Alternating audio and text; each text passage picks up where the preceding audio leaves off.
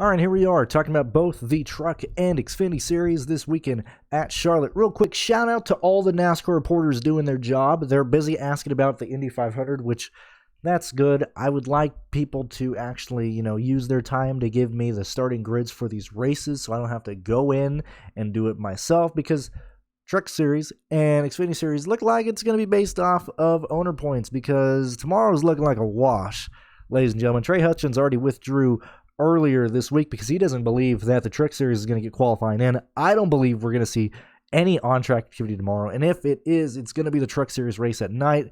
We're in a bit of an issue. I mean, nobody's asking the real questions. I'm sure people will start annoying Bob Pockers tomorrow, but if he would just, find out answers today, he wouldn't have to deal with annoying questions.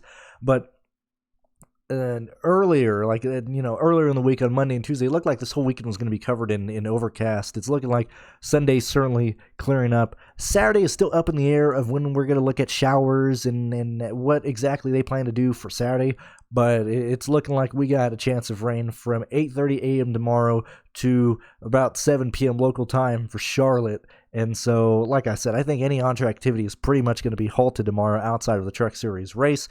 With that said, I think it's going to be very much, let's look at who's been faster intermediate tracks this year for both series, and we need to see what the weekend schedule is going to look like, because if we do end up losing qualifying, we can at least have the intermediate tracks this year to look back on, but we also have the ARCA race to deal with, and so there's a chance that we end up having 3 races on Saturday and them just trying to put around all the races at one at a time. We could go late into the night on Friday if they decide to run the ARCA race before the truck race, or vice versa, one or the other. So keep that in mind as well. I'm not necessarily, due to that, it makes building lines for trucks and certainly for Xfinity, depending on where they want to move things around, a bit problematic, just because you're not exactly sure when the window's going to be, if they go racing, if these contests are going to fill. Now, the contests are going to fill early, so at least for me, I'll probably just do 5 lines for the Truck Series and call it a day, so I don't have to chase around what time the race is starting, what,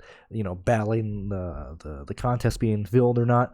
Anyway, let's take a gander and look at the truck. Let's take a gander, look at the Gander Outdoor Truck Series, although it's back to the Camping World of Truck Series. Let's look at Las Vegas really quick. Now, this is going to be a real quick, drive-by shooting of the top 5 percentages. If you want to go through and you're part of the Patreon, you can look at these in more detail, but I just really want to give you an idea of who's been up there a lot. I actually need to update this real quick. Hold on. I gotta fix this real fast. Hold on.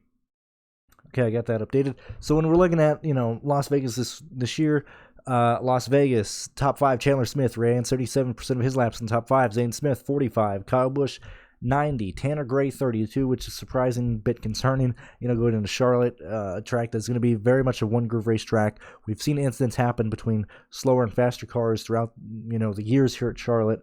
I'm really concerned about playing guys like, and it's the same thing I say every week, people like Tate Vogelman, Chase Purdy, Tanner Gray, the guys who are going to be carrying, like Jack Wood, they're going to be carrying cars that are going to have speed. I'm concerned about the entry into turn 1 and turn 3 for those guys.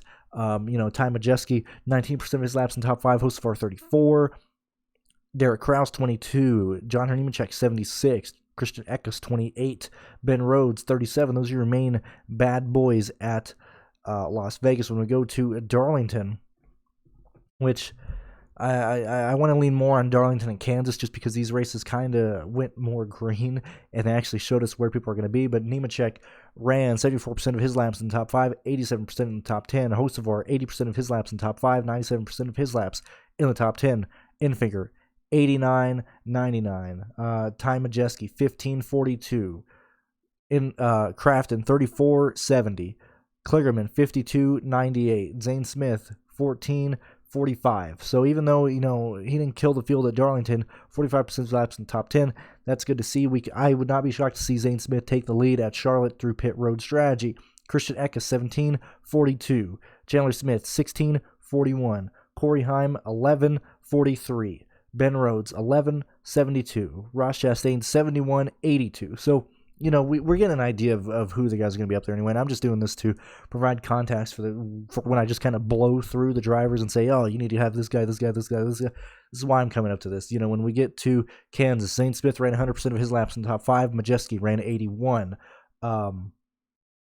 Chandler Smith, 46 top 5, 55 top 10.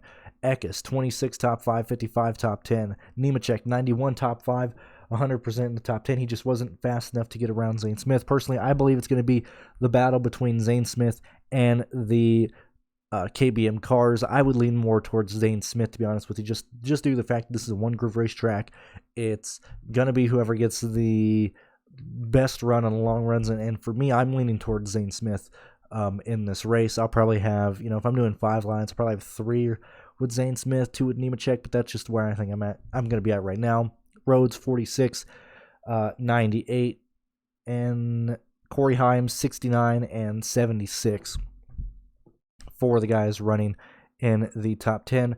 Texas, we can kind of look at that the same way, but I think we can take more from Darlington and Kansas. Texas will kind of just justify where some of these guys are running. Obviously, Friesen basically started up front because Nemechek went to the rear, ran 97% of his laps in the top 5. Eckes did 100. Pearce did 73. Hocevar did 28. Nemechek did 50. Chandler Smith, 29. Ross Chastain, 36. Where did Zane Smith? I forgot about Zane Smith. Where are we at? Zane Smith, only 9% in the top 5, 42% in the top 10. This is also very much showing that the guys who are starting up front are the guys who are going to be up front. I need to look at the NASCAR owner points right fast. And this is why I wanted to make... Actually, it's not due to owner points. Do that stupid metric. Which is... Now I'm saying that right now. That's why I haven't bothered to look at how the grid's going to start if it gets rained out, because I'm not exactly sure how the matrix is, and I'm not going to calculate that all by myself. I'll just wait for these guys to start tweeting it out and putting it out there. But I like aiming for the guys starting first or second to be the lap leader, and then moving onwards and moving down in your lineup construction. Going for that. Sorry, I know that makes no sense. I'm dealing with a lot of tabs right now. Let me bring up the actual salaries for the Truck Series race, and then I think that'll be a way better job to actually break things down and explain where I want to go, if I can get that opened as well. Good Lord, we're just running into issues left and right. All right, so now that I'm here, let's just say clearly, Nemechek, Kyle Busch, Zane Smith, Chastain should be the guys you can consider. But let's say, for example, we're taking 2 10K guys. It doesn't matter who they are. It doesn't necessarily matter what they're doing. When we're looking at the bottom of the barrel, yet again, back down to the God himself, I like Perkins. I like Matt Mills. There's a real chance this race can get very ugly very quickly with no practice, a tight racetrack, and certainly Charlotte, where we've seen issues with just slower cars. Shout out to Jesse Wuji. With just slower cars being passed at bad positions and people blowing tires and whatnot. I think there's a good chance that we do see a lot of yellows in the Charlotte race. So I like Perkins. I like Mills. I like Spencer Boyd. Very easy to get those guys in the lineups. Dean Thompson, $5,700. I don't hate it. Timmy Hill, Haley Deegan, 63, 65 respectively. I like those 2 drivers as well, but specifically I like the Mills, Perkins, and Spencer Boyd play. I think it makes sense to either play one of those guys or play 2 of those and try and get up to another lap leader, or just a guy who provides place differential. When we're moving up in the 7K range, I want to try and stay off Self. I want to try and stay off Purdy. I want to try and stay off Howard. I want to try and stay off Gray. As much as I hate Derek Krause, this is a track that I do want to play Derek Krause on. I know he's just as scary as this, but if it's a one-groove racetrack, and it really does depend on, it's going to be dictated by just how they are in the short run. I like Krause in the short run. I think Krause is a good play. Very risky, but he's a good play. And the reason because of that is I just want to try and get off Gray, Howard, Purdy, and Austin Wayne Self. I clearly like Benedetto. I like Ankrum. Ty Majeski is going to give you upside to lead laps, and it's very easy. 2 10K guys, 2 cheap 5K guys. It's very easy to get 3 of the 8K guys, 9K guys. Very easy to get to these guys. or very easily, very easy, not a stars and scrubs type of line, but look, Perkins, Mills, and Boyd, two of those guys, and then you build the rest of your line out the way you want. I love Pearce at $9,300. I think David Gill, DGR has been arriving with fantastic cars. The fact that I just did not consider Pearce at Texas just really, really frustrated me. I think he's really, really, really underpriced at $9,300. Same thing with Hocevar at $95,000, and so I actually like the idea of doing two 10K guys and then going to Pearce, and then very easily grabbing Infinger, Crafton, Majeski, Eckes, DiBenedetto. That's the way I want to go. Clearly, we'll be live before whenever the race decides to get started for the Truck Series and for the Xfinity Series, but that's where I want to go right now. Perkins, Mills, and Boyd at the very bottom, and then just working my way up to get as many good plays in my lineup past that as possible. I think we're going to see yellows. I think we're going to see instants, especially with no practice and no qualifying. And hey, if we do get practice and qualifying, well, then this kind of, I still like those same guys, and practice will just determine who's a better play between Mills, Perkins, and Boyd, and certainly who's a better play, in the 8 and 9K range. But that's where I'm at right now. In terms of Xfinity, pretty much the same situation here. We know the guys who have been running up front. We know the guys who have been running well, and when we're looking at, I do like Trevor Bain at $9,800. I think he's underpriced as well. It's the fact that we're having guys in vehicles and with teams that are able to get in the top 5, able to get the lead on pit road, able to get fast laps when they're not necessarily leading the race. I think Trevor Bain is a very, very, very, very, very good play at $9,800 for the 6th most expensive guy. I think he's great.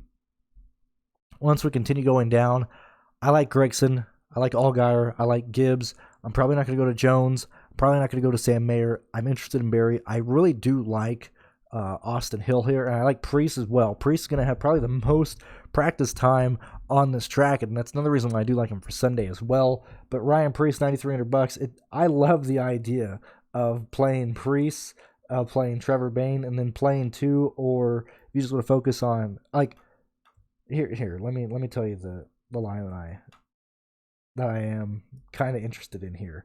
With Ronnie Bassett Jr. at $4,500, I don't know if he makes the show though, because I'm pretty sure we're over 38 cars. So this goes away if Ronnie isn't in the race. But early, goofing around with the price and everything, I love Ronnie Bassett at $4,500. I like the idea of getting Pearce, Bain, and then either going Gregson or Gibbs. If Bassett doesn't make the race, I like CJ. Good Lord, it was a nail biter, difficult, pure luck that CJ even survived the race because he was on the same set of tires for the last half of the race. But I love CJ. I like Williams. I like Starr. Nick Sanchez making his first ever. Actually, I think it's going to be his second ever start because I think he started for Alpha Beta Prime Racing. But I like Sanchez as well. I like Kyle Sieg too. I mean, this is going to be a fun race, and it's very the reason I'm focusing on the cheaper guys at the bottom right now is because we want to try and get as many lap leads as possible. It's the same situation every week. It just it's always dependent on how good the value range is, and I love the value range for this weekend, specifically CJ, specifically Bassett if he could make the race if they qualify. I don't think he qualifies if they rain out. That's where I'm at there. Moving on up, and we'll do the live show and everything, and we'll talk about stuff in more detail. This is just kind of a primer, just because I really do believe that we end up having practice rained out. Snyder slowly starting to lose. Pricing is a bit enticing now, a bit interesting there. He's been overpriced, and Snyder's in a car that is not, the speed that we. I mean, not that I expected to see speed, but he's doing even worse than I am with, an average race rating in the, back half of the field.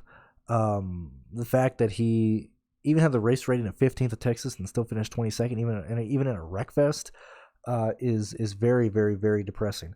I like that Jeffrey Earnhardt is back in this race for 77 $100. I think that is a gigantic misprice as well. I like that a lot. I like Creed at $7,900. Same thing with Castle. Castle just needs, 43, 42 points, 44, somewhere around there to pay off. I think those are great plays. It's a very similar type of lineup construction as Texas was last weekend, and I would implore you. I know it turned into a wreck fest, but attack this race very similar to the way you did with Texas, trying to get as many lap leaders in as possible.